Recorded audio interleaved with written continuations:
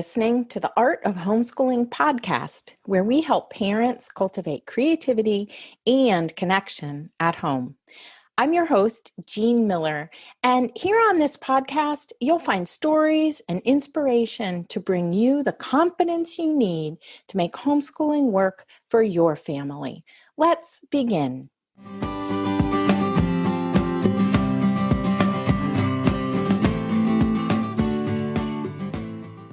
Rhythm is a hot topic around here at Art of Homeschooling. And today I want to talk about the rhythm of family mealtimes. Because so often when we start a new homeschooling year or return to homeschooling after a holiday or vacation, reestablishing a smoothly flowing daily rhythm starts with our anchor points. Those recurring activities like mealtimes and bedtime can provide a framework for your day and serve as anchors. And these are really the best places to start when you want to bring back a sense of balance and consistency to your family life. These moments in your day anchor you into the present moment and offer points of connection as a family.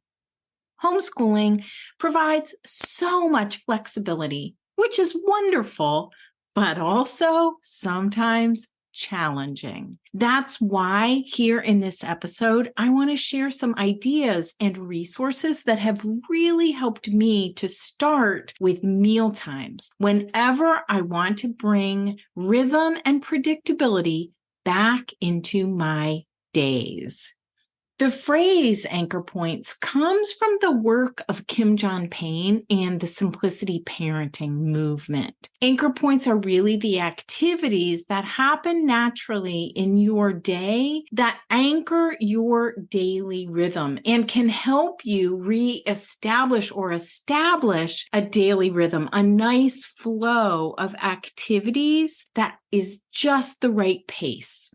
We and our children, our families really benefit from the consistency and connection of anchor points throughout the day. Without anchor points, we can feel anxious, overwhelmed, or even out of control. This is the soul fever, quote unquote, that Kim John Payne refers to in his book, Simplicity Parenting. The rhythm of these repeated anchor points that I'm talking about, they can provide predictability, a sense of safety, and even stability, and a freedom from stress for your family with minimal effort once you get it flowing. Rhythm helps us move through the day from one activity to the next with a sense of ease, a flow, and a sense of calm. Now, I know that meal times aren't always stress-free, right? But there are things we can do to reduce the stress. And believe me when I tell you that it's so worth it to make this effort. Because as you hold that value of meal times as important for you and your family, important times to come together, this sense of sacred time and connection will grow through the years.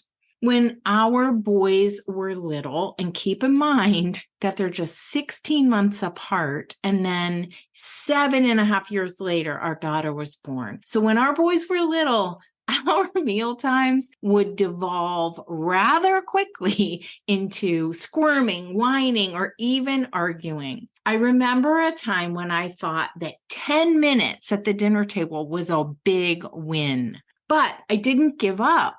And that length of time around the table grew just a little bit by a little bit.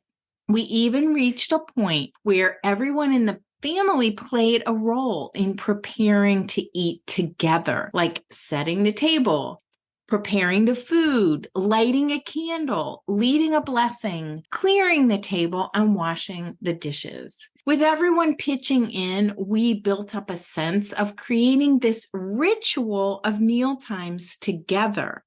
By the time my oldest was in college, so this is years later, mind you, and he went to school nearby, our house became the place for his 20-something friends to come for dinner and holiday meals. What a joy it was to sit around the table with these really interesting young adults to share food and talk for hours. And here's something that is still true for me today. Whenever I go through a crazy season, or the holidays are over, or when the end of summer arrives, the place I always start in order to get things back on track is with the rhythm of meal times. Even though it's only Brian and me nowadays, we are officially empty nesters, I still do some meal planning. I clean out the refrigerator, I buy new candles for the table, and I really make an effort to get back to having healthy and regular meal times.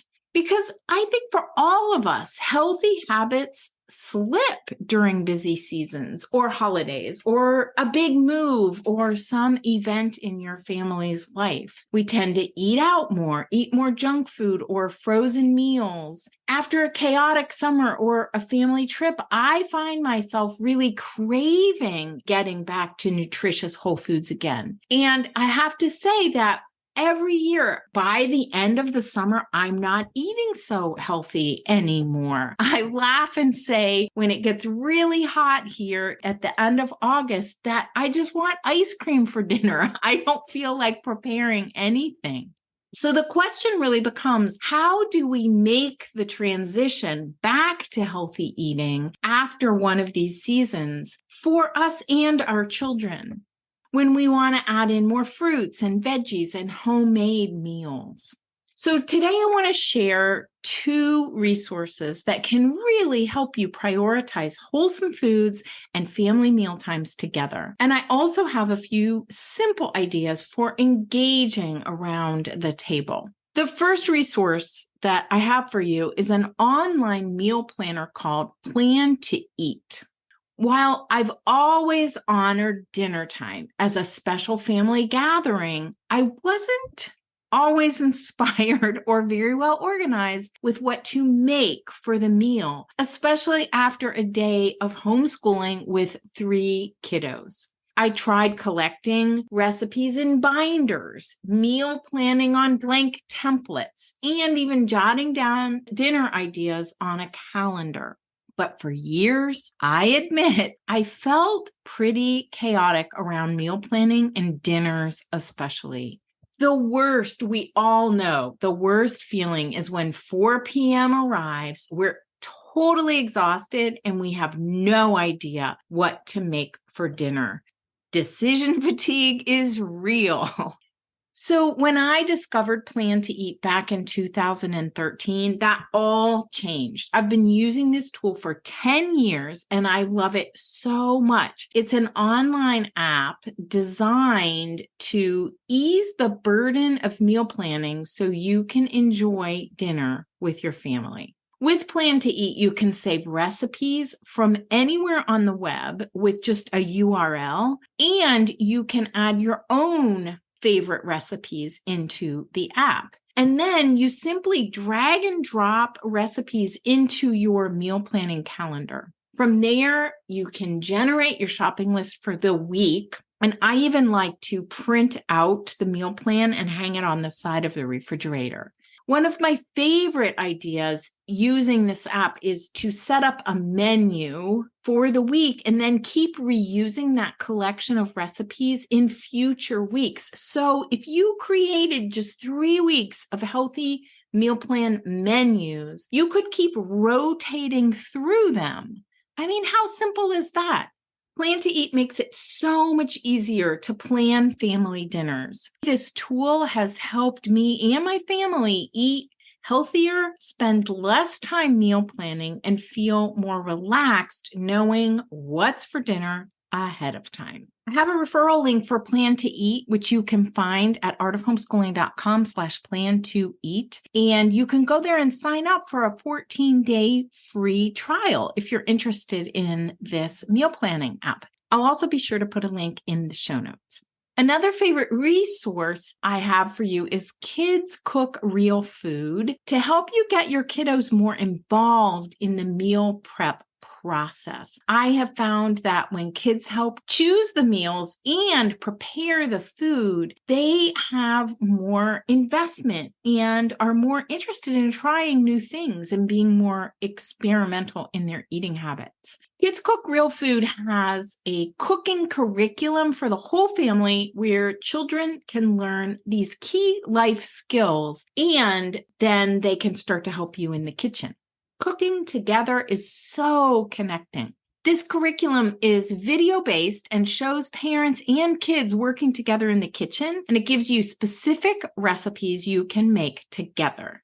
A few other things that Kids Cook Real Foods offers and that they have coming up. They do a No More Picky Eating challenge in September. They have a Beyond Baking Cookies webinar in November, and all throughout the holidays, there's a holiday baking challenge. So I suggest you check those out. You'll find links to the classes and ebooks from Kids Cook Real Foods in the show notes for this episode, which is at artofhomeschooling.com/episode 149. Now, here are some fun ideas for mealtime engagement around your dinner table.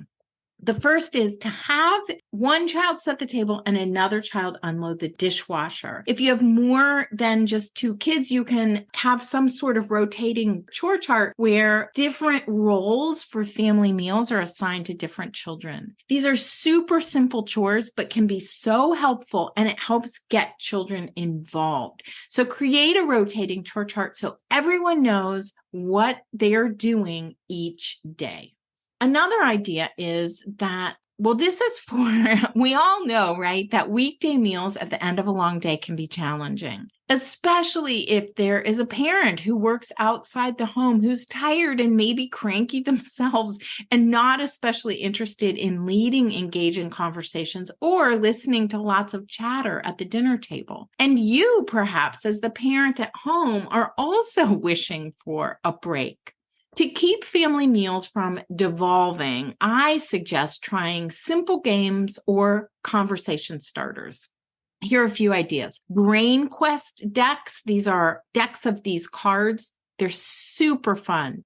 Just toss out a question every so often while you're all nibbling away, and you can get a conversation going. Or family dinner game packs or chat packs. You can find lots of those available for families. Those are fun too. Other conversation games like 20 questions or Guess My Number are also fun. You could play Where Did It Come From and discuss how each of the food items made their way to your plate. I love giving thanks to everybody along that chain. You can thank the farmers, gardeners, factory workers, truck drivers, store clerks, the animals themselves, the plants, and the sun for the nourishment. Another game you might want to play is Rose, Thorn, Bud, where you go around the table and ask each person to share a beautiful thing from their day or week. That's the rose. One thorny thing, and something they're looking forward to. Rose, thorn, bud. I have a few other podcast episodes that you might be interested in listening to as well. Episode 114 is all about finding your anchor points. It's called Find Your Daily Anchor Points. And episode number 64 is Mealtime Blessings. So you can learn some new blessings that you might say at the beginning of your meal. I'll be sure to put those in the show notes as well. Thanks for tuning in today. And remember, food is the ingredient that binds us together. May the rhythm of mealtimes in your family be fun and memorable. That's all for today, my friend. But here's what I want you to remember. Rather than perfection, let's focus on connection. Thanks so much for listening, and I'll see you on the next episode of the Art of Homeschooling podcast.